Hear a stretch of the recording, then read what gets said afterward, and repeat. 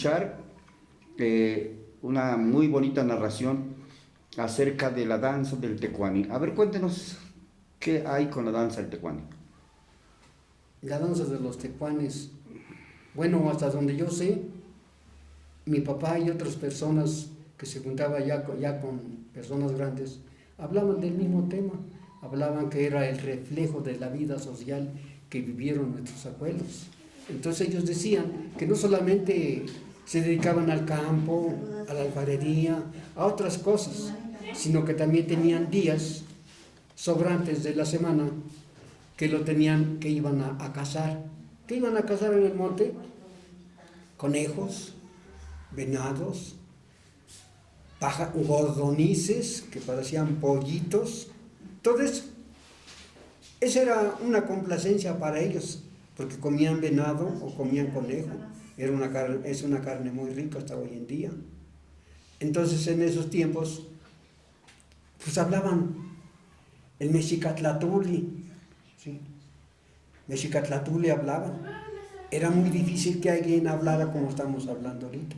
Era muy difícil.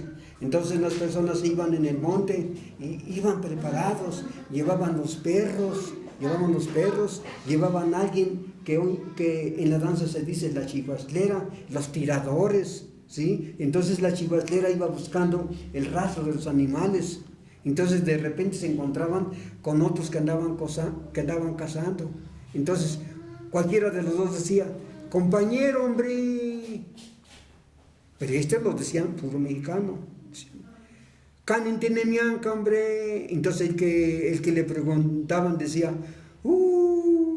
hueca, lejos, pan barrancales, pan huizachales, canin chanti muchaguana, hombre. Entonces allí cualquiera de los dos echaba un grito de alegría y empezaba a gritar: toma, perro, pero hablaban en mexicano. Shwala, chichimeca, nicanca, shtuca. Quería decir que aquí va el rastro, síguelo. Y esa era la danza de los lobitos, ¿sí? Cuando se encontraban con un animal, un tigre, uno de esos más feroces, y cuando lograban matarlo, para ellos era una fiesta. Era algo grande, maravilloso para ellos. Lo toreaban, era un rito, ¿sí? Lo toreaban y lo agarraban. Era una fiesta para ellos grande. Por eso decían güey animal, el animal grande. Nada más que en mexicano es güey animal. Esa es la danza que después fue como reflejo de la vida social que llevaron nuestros abuelos, los mexicas, o nuestros abuelos que hablaban ese idioma.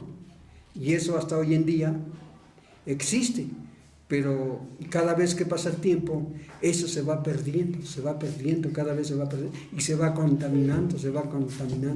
Entonces, cada quien tiene su manera de decir las cosas. Esto se necesita hacer algo, ¿cuál será? Operación rescate, del origen, de dónde vienen los lobitos. Operación rescate, rescatar el origen, no contaminarlo, ¿sí? Para que esto siga.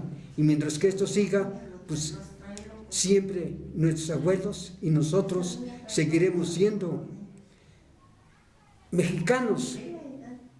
Es una palabra muy grandiosa. Hablamos de México, México mágico.